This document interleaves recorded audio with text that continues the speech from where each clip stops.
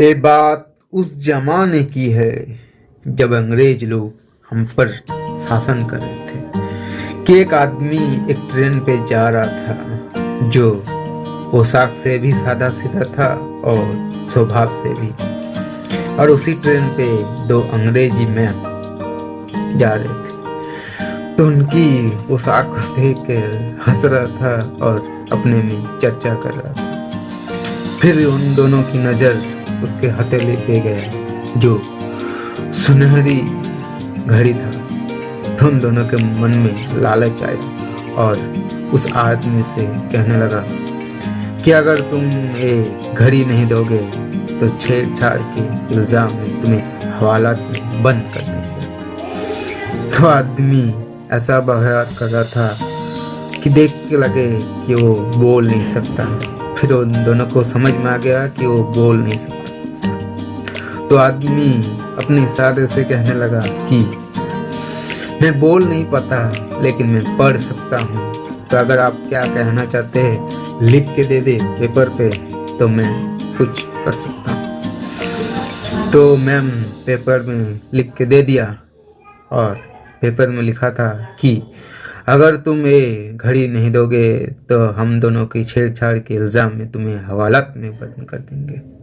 तो पेपर लिया और फोल्ड करके अपने पॉकेट में रख लिया और अपने मुंह से कहने लगा, हाँ मैडम बोलिए, अब आप क्या कहना चाहते हैं। तो आदमी कौन था पता है? वो आदमी था हम सब के स्वामी जी, मतलब स्वामी विवेकानंद जी।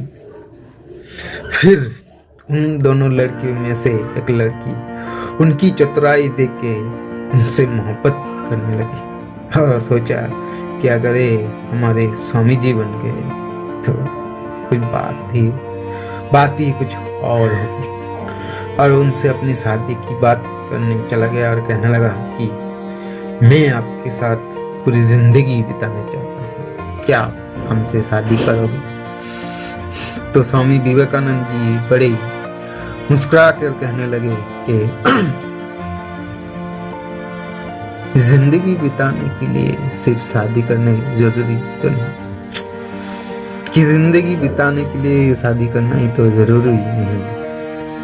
तो समझ नहीं पाए। फिर समझाते हुए स्वामी जी कहने लगे तो आप मेरी माँ ही बन जाए।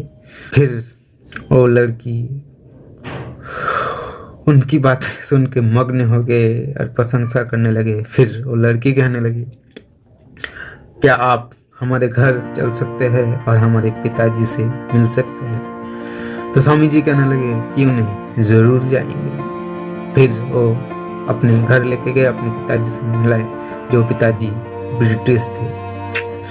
तो ब्रिटिश थे और उनके पोशाक को देख के समझ गए कि ये भगवान का बहुत बड़ा भक्त है। तो वो भी हंसने लगे और कहने लगे कि तुम लोग एक मूर्ति को इतना मानते क्यों हो, इतना पैसा क्यों खर्च करते हो,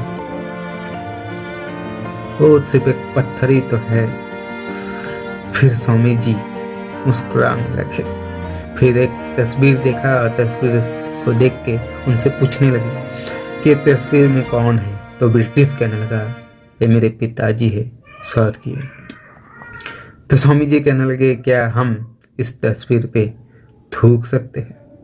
तो उन्हें बहुत गुस्सा आया ब्रिटिश को और कहने लगे, तुम्हारी जुर्रत कैसे हुई ये बात कहने की?